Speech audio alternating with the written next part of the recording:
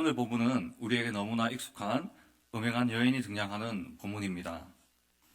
예수님께서 성전에 오시사 백성들을 가르칠 때에 음행하다가 잡힌 한 여인이 서기관과 바리새인들의 손에 의해 성전 안으로 끌려오게 되었습니다. 하나님께서 모세에게 명령하신 바 간음한 자들은 돌로 쳐서 죽이는 것이 바로 유대의 율법입니다. 이 시간에는 음행한 여인과 또한 성전 안에 있는 그 무리들의 그 모습을 살펴보면서 본문에서 나타나는 죄의 두 가지 모습을 먼저 살펴보겠습니다. 그리고 이러한 모습이 회개로 나아가는 우리의 마음에 어떠한 작용을 하는지 한번 살펴보고 그리고 적용하도록 하겠습니다. 여러분, 우리가 세례를 받기 전에 웨스트민스터 소요리 문답을 공부합니다. 18문을 보면 교리적으로 우리의 죄에 대하여서 두 가지를 말씀하고 있습니다. 첫째는 아담의 죄책, 그리고 우리에게 원시적인 의의가 없는 것, 그리고 완전히 부패한 그러한 상태인 이 원죄를 가지고 있다라고 이야기합니다. 그리고 두 번째로는 이 원죄로부터 발생되는 우리가 짓는 자범죄, 이렇게 죄는 크게 교리적으로 두 가지를 우리가 가지고 있습니다. 그런데 오늘 본문을 자세히 살펴보자면 이 자범죄에 대한 두 가지의 모습을 우리가 발견할 수 있습니다.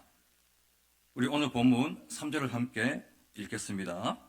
서기관들과 바리새인들이 음행 중에 잡힌 여자를 끌고 와서 가운데에 세우고. 아멘. 자, 본문을 통해 볼 수 있는 죄의 첫 번째 모습은 무엇인가요? 오늘 본문을 보니까 잡힌 여자의 죄가 발각되었습니다. 그래서 죄의 자범죄의 첫 번째 이 모습은 바로 드러난 죄가 있다라는 겁니다. 오늘 본문의 이 여인의 이 음행이 습관적이었는지 아니면 단연성에 불과했는지는 성경에 잘 기록되어 있지 않습니다. 그러나 이 여인이 음행을 할 수 있었던 가장 큰 이유는 바로 이 음행이 발각되지 않을 거라는 그런 확신 때문이었겠죠. 자신의 음행이 곧 드러나는데 누가 그 음행을 할 수가 있겠습니까? 제 아무리 은밀하게 자신의 음행한 것을 숨긴다 할지라도 이 여인은 발각이 되었습니다. 마찬가지입니다. 우리가 우리의 죄를 아무리 숨기다 할지라도 하나님께서 드러내시고자 한다면 어떻게 되겠어요? 이 가늠한 여인과 같이 우리의 꼭꼭 숨겨놓은 이 죄조차도 가정한 이 죄들이 언제든지 얼마든지 공동체 안에서 세상 밖으로 드러날 수 있다는 겁니다. 즉 우리가 살다 보면 우리의 죄나 잘못이나 이 실수들이 가끔 공동체에서 드러날 때가 있는데요. 정상적인 성도라면은 이러한 죄가 드러났을 때, 잘못이 드러나고 또 실수가 드러났을 때 수치스럽기도 하고 부끄럽기도 하고 또 후회스럽기도 한다는 것입니다. 바로 이 드러난 죄가 바로 우리 자범죄의 모습 중에 하나라는 것입니다. 두 번째로 오늘 본문을 통해 오늘 본문을 통해 두 번째로 볼 수 있는 죄의 모습은 바로 드러나지 않는 죄가 있다는 거예요. 본문 9절입니다. 우리 함께 읽겠습니다. 그들이 이 말씀을 듣고 양심의 가책을 느껴 어른으로 시작하여 젊은이까지 하나씩 나가고 오직 예수와 그 가운데 섰는 여자만 남았더라. 네, 서기관과 바리새인들은 예수님을 고발하기 위해서 이 음행한 여인을 성전 안으로 데리고 왔어요. 그리고 이 여인을 통하여서 모세의 율법에 근거하여 이 여인을 돌로 칠 것을 거듭 예수께 촉구하고 있는 것입니다. 예수님께서는 7절 말씀에 너희 중에 죄 없는 자가 먼저 돌로 치라라고 이야기하고 있습니다. 이 말씀을 듣고 난 후 9절에 오늘 읽었던 9절에 보니까 모여있는 많은 사람들이 어른부터 이 어린아이들까지 젊은이들까지 양심의 가책을 느껴서 어떻게 했다고 하죠? 하나씩 그 자리를 떠났다라고 기록하고 있습니다. 음행한 여인을 돌로 치려 했던 많은 사람들은 작든지 크든지 간에 모두 죄를 가지고 있을까요? 가지고 있지 않을까요? 가지고 있습니다. 단지 그것이 겉으로 드러나지 않았을 뿐이지요. 우리는 각자 원죄와 자범죄를 가지고 있는 죄인임이 틀림이 없습니다. 그러나 때때로 우리는 어떻게 행동합니까? 여전히 죄인임을 인식하지 못하고 또한 의인처럼 그렇게 행동할 때가 많이 있다는 겁니다. 우리는 우리의 몸과 마음을 좀먹는 이러한 죄와 또 이러한 죄성을 가진 채 또한 성전에 모인 이 사람들이 음행한 여인들을 향하여 아우성을 지르듯 전혀 죄인이 아닌 것처럼 죄의 심각성을 모르는 사람들처럼 아무 문제 없이 살아가고 행동하고 있다는 겁니다. 이어서 이 말씀가에서 또 중요한 것은 이렇게 내 안에 드러나지 않는 죄가 있을 때, 죄를 꼭꼭 숨기고 있을 때, 그때는 일단 안심이 됩니다. 내가 죄를 지어도 드러나지 않았기 때문에요. 그러나 이렇게 드러나지 않는 죄들은 드러난 죄들에 비해서 비교적 우리 자신으로 하여금 소극적인 회개의 형태로 나아가게 된다는 겁니다. 근래도 그럴 수 있겠지만 제가 처음 군대에서 예수님을 믿고 신앙생활을 할 때가 바로 99년 12월이었습니다. 2000년도쯤이죠. 이때는 소위 자유신학이라는 것이 우리 교회 안에 많이 들어왔어요. 그래서 하나님의 좋은 성품만 부각을 시켜서 사랑의 하나님, 용서의 하나님, 또 그리고 인격적이신 하나님이라는 수식어들이 유행을 했습니다. 틀린 말이 아니죠. 하나님 사랑이시고 또 우리를 용서하시고 또 그리고 인격적이신 분이 맞습니다. 그런데 이런 하나님을 이용해서 죄를 지을 수밖에 없는 우리의 죄를 합리화시켰던 그런 말을 제가 많이 들었거든요. 교회에서 가장 많이 들었던 말이 죄를 지으면 빨리 회개해라. 죄를 짓게 되면 빨리 회개해라는 것을 많이 들었습니다. 그래서 그런 줄만 알았어요. 교회 생활을 많이 하지 않았고 또 목사님이 말씀하시니까 전도사님이 말씀하시니까 죄를 지으면 바로 납작 엎드려서 회개하면 되는구나라고 생각했다라는 겁니다. 그리고 이 수치심, 죄를 지었을 때 수치심을 오래 가지고 있지 마라. 빨리 떨쳐버리고 또 이 수치심은 하나님께 나아가는 것을 방해하기 때문에 하나님께 나아가는 것을 막을 수 있기 때문에 수치심을 가지지 말고 빨리 회개하고 자유해라 라는 그런 말을 많이 들었어요. 여러분은 이런 말을 듣지 않았나요? 저만 들었습니까? 저는 많이 들었거든요. 자, 수치심이 없는 이 회개는 어쩌면 뻔뻔한 회개가 될 수 있다는 겁니다. 우리는 죄를 이길 수 없어. 죄를 짓는 것은 당연하지만 또 죄를 짓는 것은 당연하기 때문에 죄를 지으면 바로 회개하는 것이 올바른 일이고 또 빨리 수치심을 떨쳐버리고 하나님께 나아가야 돼. 과연 이것이 올바른 회개의 모습일까요? 죄를 짓고도 하나님 앞에 죄를 지은 뒤에 바로 납작 엎드려서 회개하면 그것이 진정한 회개라고 할 수 있을까요? 예컨대 아이들이 잘못을 짓게 되면 부모님께 먼저 가서 자수를 먼저 할까요? 죄를 지으면 바로 부모님께 가서 내가 죄 지었어요 엄마, 아빠 라고 이야기할까요? 아닙니다. 예를 들어 돈을 슬쩍 했다라든지 학생인데 몰래 담배를 편다든지 이건 죄의 간정이 아닙니다. 그리고 더 나아가서는 해서는 안 될 음행을 저질렀다든지 이러한 죄가 있을 때 아이들이 혹은 청년들이 부모님께 나아가서 곧바로 이야기할 수 있을까요? 그러지 못할 겁니다. 만일에 우리에게 죄가 있다면 육신의 부모님이나 아니면 담임 목사님 아니면 담당 교역자 그리고 심지어 또 친한 친구들이라 할지라도 나의 수치스러운 죄나 잘못을 쉽게 털어놓고 말하기는 쉽지 않습니다. 그래서 지금 제가 이야기한 부모님이나 목사님이나 담당 교육자나 또 절친한 친구일지라도 우리는 담대하게 또 그리고 자신 있게 우리의 죄를 알리지 못하는데 그보다 더 위대하시고 전능하시고 죄를 싫어하시고 그리고 오직 선이신 그 하나님 앞에 우리가 죄 짓고 나서 바로 회개의 기도를 드릴 수 있을까요? 한번 생각해 봐야 합니다. 앞서 말씀드렸듯이 하나님은 죄를 너무너무 싫어하시는 분이십니다. 죄와는 정반대이신 선이신 분이십니다. 그래서 심판이 있는 겁니다. 그렇기 때문에 마지막에 심판이 있는 거예요. 그리고 심판 앞에 주님 앞에 선택하지 못하고 회개하지 못하고 구원받지 못하는 자들은 어떻게 되나요? 영원한 불지옥에 영원히 고통받으면서 살게 되는 것이 두려운 하나님의 심판입니다.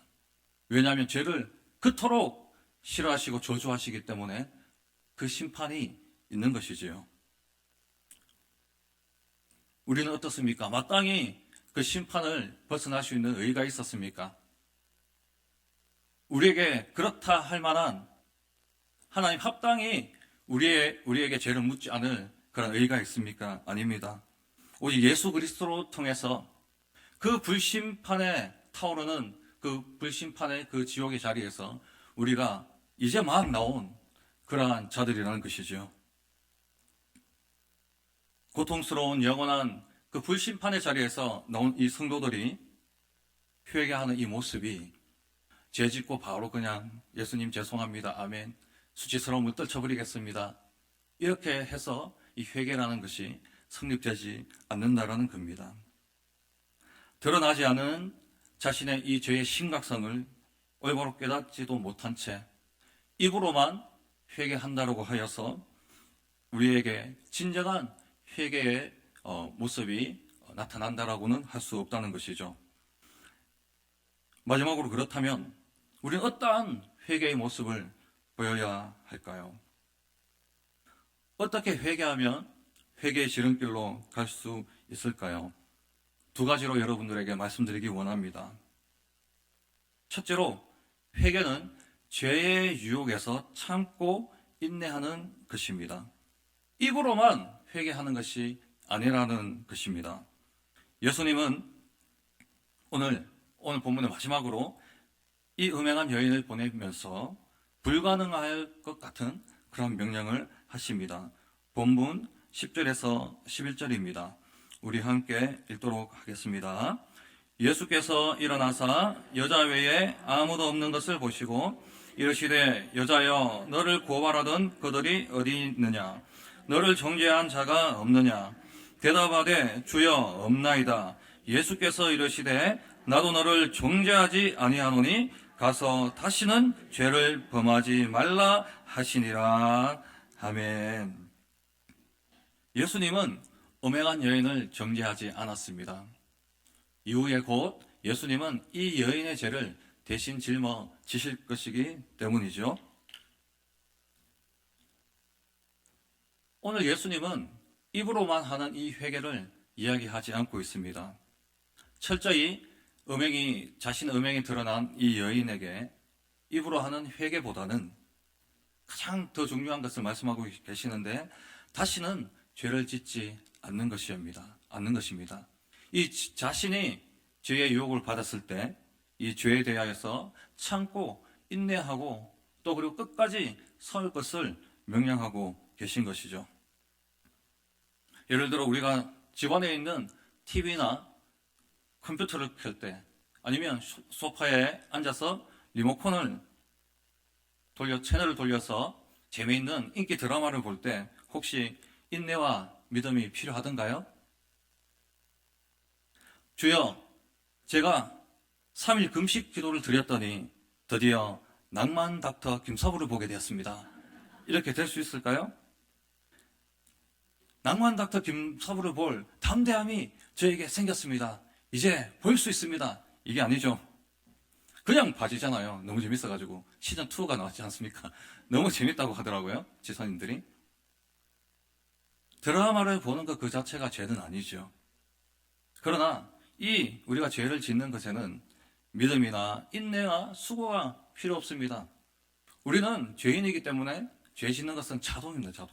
자동으로 죄를 짓게 되는 거죠.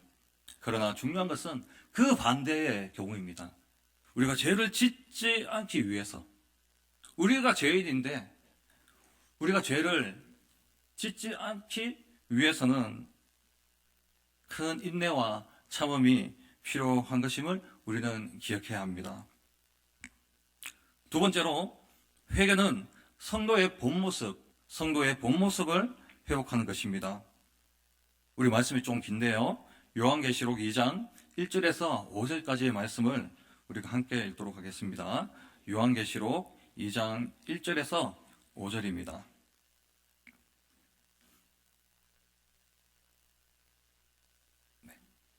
함께 읽겠습니다. 에베소 교회의 사자에게 편지하라. 오른손에 있는 7별을 붙잡고 7 금촛대 사이를 거니시는 이가 이르시되, 내가 내 행위와 수고와 내 인내를 알고 또 악한 자들을 용납하지 아니한 것과 자칭 사도라 하되 아닌 자들을 시험하여 그의 거짓된 것을 내가 드러낸 것과 또 내가 참고 내 이름을 위하여 견디고 게으르지 아니한 것을 아노라. 그러나 너를 책망할 것이 있나니 너의 처음 사랑을 버렸느니라.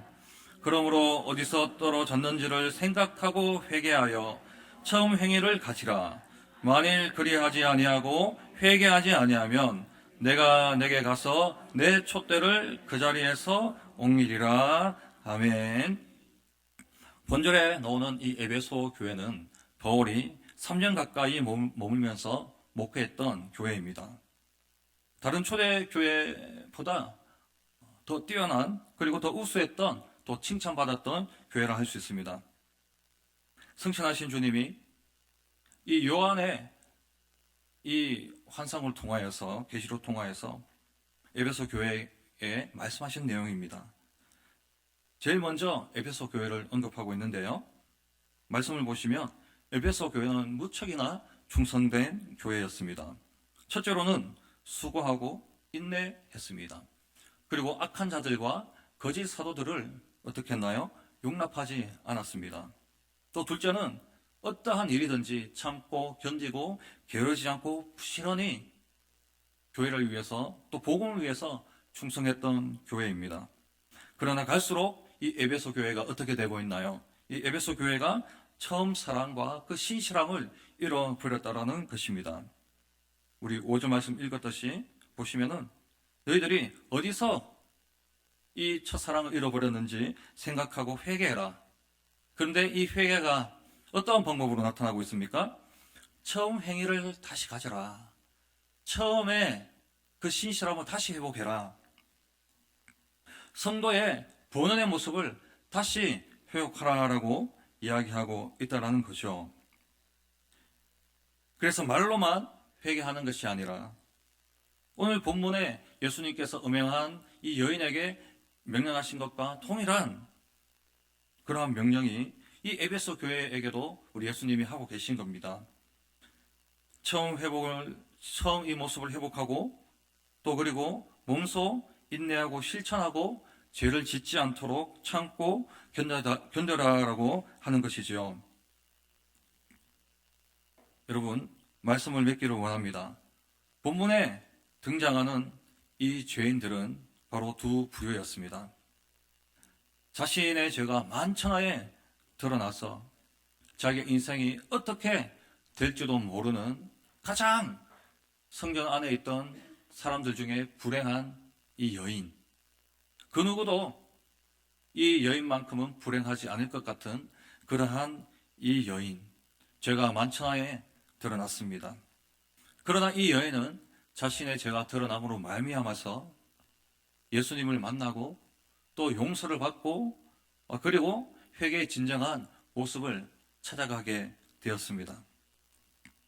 그러나 또 다른 부류는 동일하게 이 음행한 여인과 같이 죄인이지만 그들은 꼭꼭 자신의 죄를 숨기고 죄의 심각성을 깨닫지 못한 채 이 여인을 향해 돌을 들려고 하고 또 그 여인을 저주하는 잘못된 행동을 보인 죄인들을 보았습니다.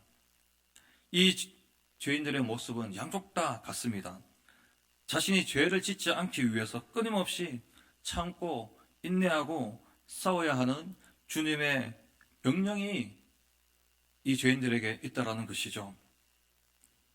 그러나 자신의 죄가 만천하에 드러나지 않았다라는 이유로 이들은 소극적인 회개와 또 주님 앞에 참된 회개로 나아가지 못하였습니다.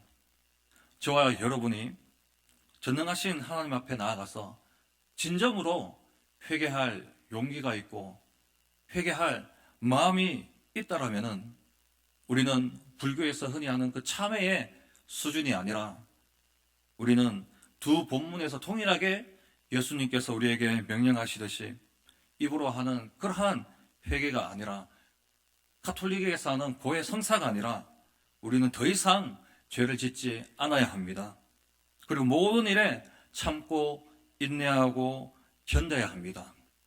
그리고 수고와 부지런함으로 성도의 본연의 모습을 회복할 수 있는 이 일이, 이 노력이 참된 회개로 가는 지름길입니다. 오늘 본문의 내용을 살펴보시면서 우리 자신뿐만 아니라 우리 다음 세대, 우리 자녀들에게도 자유신학이 말하는 수치심을 빨리 벗어버리고 또 그리고 죄를 지으면 곧장 주님 앞에 회개하면 이 성도의 회개가 완성되는 것처럼 그렇게 우리는 이야기하지 말아야 합니다. 우리 예수님도 수치스러웠습니다. 바울도 죽은 당나귀가 밖에 버려지듯이 복음 때문에 성 밖으로 버려졌습니다. 얼마나 수치스러웠을까요? 이 수치심과 이 회개는 밀접한 관계가 있습니다, 여러분. 오늘 이 자리에 있는 모든 성도님들이 오늘 말씀을 통해서 참된 회개의 지름길로 갈 수 있는 모든 일에 참고 인내하고 견디며 그리고 수고와 부지런함으로 성도의 본연의 모습을 회복할 수 있는 복된 성도님들이 다 되시길 주님의 이름으로 축복합니다. 우리 함께 기도했으면 좋겠습니다.